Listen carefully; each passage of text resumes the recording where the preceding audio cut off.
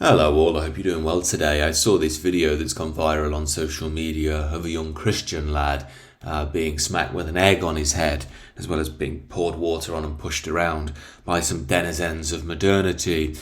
And I thought I'd make a video on it and offer some commentary, because I think this really sums up the state of modern Christianity and modern Britain. First of all, obvious one, as many people have pointed out online, these young hipsters wouldn't ever, treat a pride march this way if someone had a microphone and were yelling about the benefits of anal sex and everything else that comes with it. They would be like, yeah, you go, boy or girl or whatever it is up there on the stage. Similarly with Islam, they wouldn't bat an eyelid. They would just be tolerant and probably even respectful. I think it's a good thing that Muslims are letting their views be known on a microphone in the middle of London. Mockery, however, is reserved for the Christian. And I know this can be an annoying thing to watch for many of us, because some of us might be Christian or some of us might be Christian sympathetic, but more importantly, some of us might not be actual Christians ourselves, but view it as part of our national and cultural history. It's part of our tradition.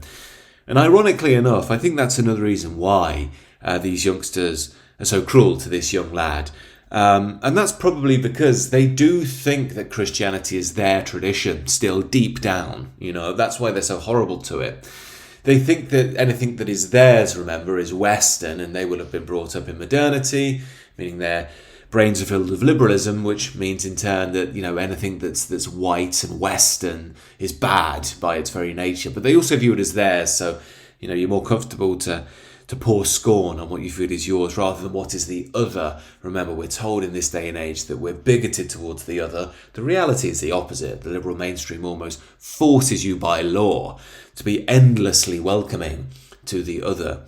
Now, I'm not saying here we should be cruel to the other, but I'm saying once this process becomes ideological, you forget about the state of your own soul and, well, the results of the modern Western world and the state of Western men and women. But I did want to also emphasize something here, which I think is very key about Christianity, in that a lot of these people pushing this guy around will see Christianity as weak and as helpless. And that's because Christianity has very much pushed this line. It's a Christianity I'm not really on board with, if I'm honest. Christianity is deeply compassionate, yes. Christianity seeks peace, yes. But it's not weak and helpless. It's a misreading of Christianity to think if violence is occurring that we just simply say, "Oh, sorry, mister, please don't whip me again, or maybe do because I'm so pathetic." This is just a lie of stupid Christians and the liberal world basically turning Christianity into nothing more than some pathetic whipping dog that nobody respects or likes. And like I say, this is really part of the gutting of the real Christianity and the reinflating it with a liberal energy. And that's why, again, it's a tragedy, but modern men are very lost in this day and age, look to Christianity to try and find their roots, to try and find some guidance, to try and find a way of life that can aid them in growing as men, in building a family, and being good people. And what they find is basically another guardian Easter giving them a lecture about how awesome BLM is or how they should love gay sex and LGBTQ. Now, of course, I'm being OTT for comedic effect, but this has broadly happened, especially in the Anglican Church. It's starting to infect the Catholic Church. I think we're all hoping and praying the Catholic Church can hold. That's why also many are going Orthodox in this day and age. But the point is, the general line is Christianity has been allowed to survive in liberalism. It's sort of like if it was under Islam, it can survive as long as it's quiet and pays the jizya, the tax. And Christianity must do this in liberalism. It can be there as long as it's feminine, passive, and accepting of everything.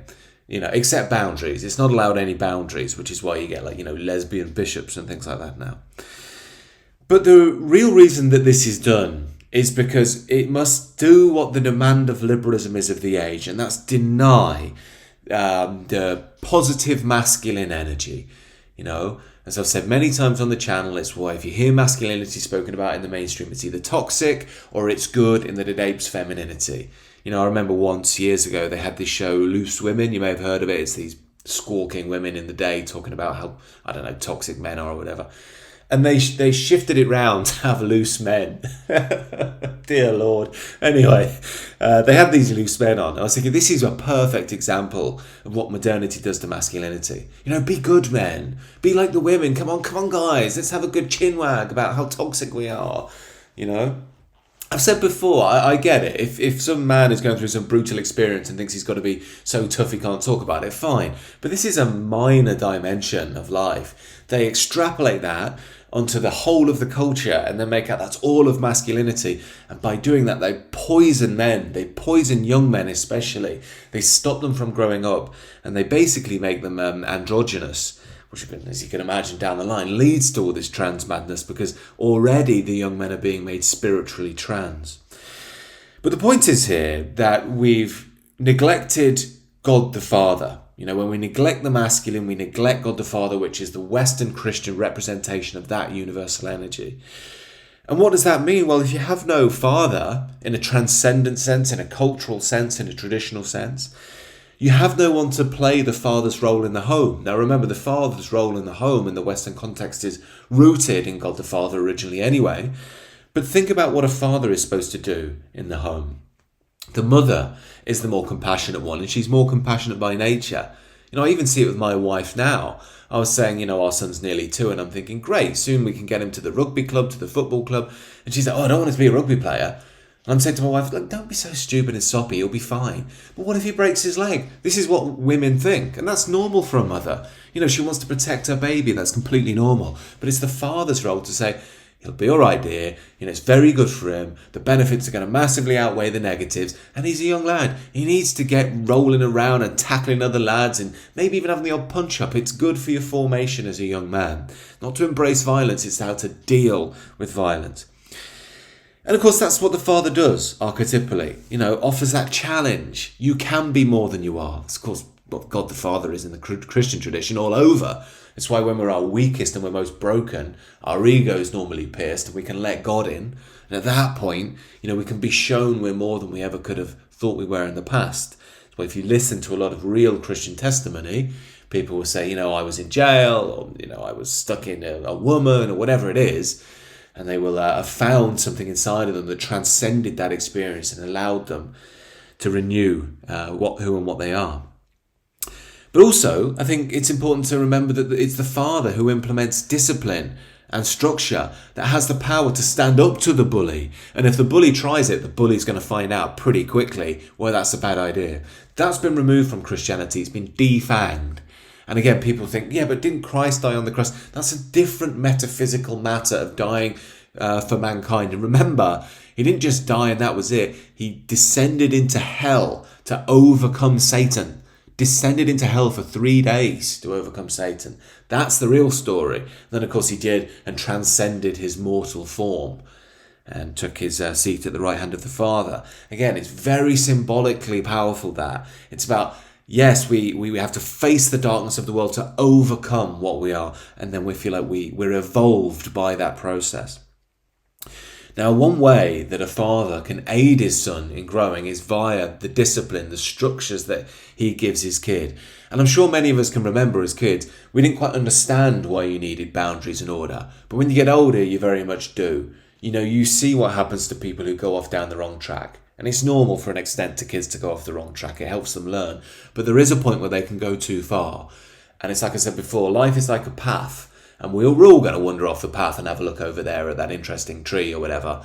But if we go too far, we lose the path. And some people never come back. And that's why you need the father. Say, Laura, you've gone far enough now. This is how you get back. When you remove that, on a culture-wide level, the whole culture falls apart. What we've seen in the West. And again, I was just actually on a chat with Scott Mannion. Some of you may know, got a good YouTube channel. Sort of a Christian mystic figure, philosopher. And a fellow Luke Avery, who's an English guy who's a Christian, a very interesting man. And I was just having a chat with them, and Luke raised this lovely passage from Proverbs. Whoever spares the rod hates their children, but the one who loves their children is careful to discipline them. A really lovely phrase about re-understanding what love is in the fatherly context. And the reason I'm saying this is, in modernity, we've conceptualized being loving as just being accepting of everything. If you're a gay trans bunnykin who likes to dress up as a dog and be walked around on a leash, You go, girl or male or whatever it is. You embrace it. That's awesome. No, it's not. No, it's not. It's stupid and it's degenerate and it's doing harm to everybody involved. That's the Father's line. And it would help them evolve through that darkness to become what they truly are. Of course, that isn't happening now. We've become weak. The church has been taken over by that soft, more feminine energy and been corrupted. My point is here that we need, or it's central for the West to reawaken that more masculine strand of the tradition, which is rooted in God the Father, the heart of the Christian tradition. And I do see many out there, rejecting Christianity because it's become too weak. And then they embrace, paganism, which I understand because it gives them a connection to their homeland. It's more warrior oriented, so they feel like at least I can defend myself. And in an era where, basically my people are being made a minority, at least these people are standing up for me. And I get it. I do get it. But the downside of it is you're getting trapped again in materialism, which is going to bring you back into modernity. It's the people who come on this channel. Oh, you worship a dead Jew, you stupid Christ cook. Look, and even, quoting the Old Testament Proverbs, they'd be like, well, this is a Jewish text. If that bothers you, you're trapped in the ethnic layer. I'm not saying it's wrong to embrace your ethnicity. That's perfectly normal and natural. But it's not right to be trapped there and worship it, at least in the Christian tradition, because you're more than that. And if you get trapped in the ethnic layer, you're trapped in modernity again. You're trapped in materialism. So we don't deny it, we celebrate it, but we know we're deeper than it. That's the true tradition. Anyway, the point I'm making here is you will find this happen if the Western tradition doesn't reassert its true energy, its masculine pole, which isn't to reject the feminine either, by the way, but the masculine needs to be the leading pole, the dominant one, then you will see the West die in secularism or be rerouted into modernity through paganism, in my opinion, and that will inevitably lead to war. We need the transcendent dimension of our Christian tradition to do the extremely hard things we have to do in the future to maintain our culture, our tradition, even our people long into the future, in my view. The Christianity in the West has that great traditional backdrop. It has the national expression and it has the transcendent. I understand it doesn't have it right now, but it has it in its history. And it seems to me that the future is about that being reawakened. Liberal power is waning now. It's starting to buckle and it's going to be exposed for what it is. Just another power structure that's telling you what to do and corrupting everything from the inside. That's already happening, really. More and more people by the day are realizing actually it's a myth, this universalism that liberalism is operating under. Second to that, the boomers are going to pass on. There's a lot of liberals in there, bought into the liberal dream. Well, they're getting old. So in the next 10 to 15 to 20 years, there will be a reawakening within our tradition, and it will probably go back to more ancient, older traditions, reawakened for a new age. It's my belief that hard things must be done in the future. It's going to be nasty. I think we're going to balkanize. I think things are going to get increasingly messy. I don't think there are these simple click your fingers solutions as some people seem to think. I think it's going to be a battle, Europe-wide, Western-wide. And it's incredibly important that we understand our tradition at a very deep level. The spiritual, the traditional, the cultural, the national, the individual, the societal, the familial. And once we get that, we're in a very strong position to bear the danger and the storms that are coming. But most importantly, when we're going to have to deal with the hard times, it's so important that you don't lose your soul. And I think I'm already seeing that in the fringes already. People who are just gone, or they're just lost. They just want to fight. They're angry. They're trapped in their own ego. You'll just lose if we go down that route. We won't win because you'll just get pulled into the drama of the world. The truth of the Western tradition is beside the drama of the world. Yes, we can engage in it fully, but you have to understand we have recourse to something deeper. And with that, that allows us to deal with the drama, the noise, the pain, the trouble, the violence of the world. And sometimes, it will involve us having to get involved in that and do what's right. But we have to do it without losing ourselves. That's the key. Anyway, this is a bit of a big video on the future of the West and some thoughts on it. Be interested to know what you think down below. I think discussing this, moving through this, is going to be vital in the next few decades for the West. Anyway, let me know what you think. Do check out the sister channel if you're interested. It's all about personal and spiritual transformation. And other than that, do consider subscribing to this channel if you're new.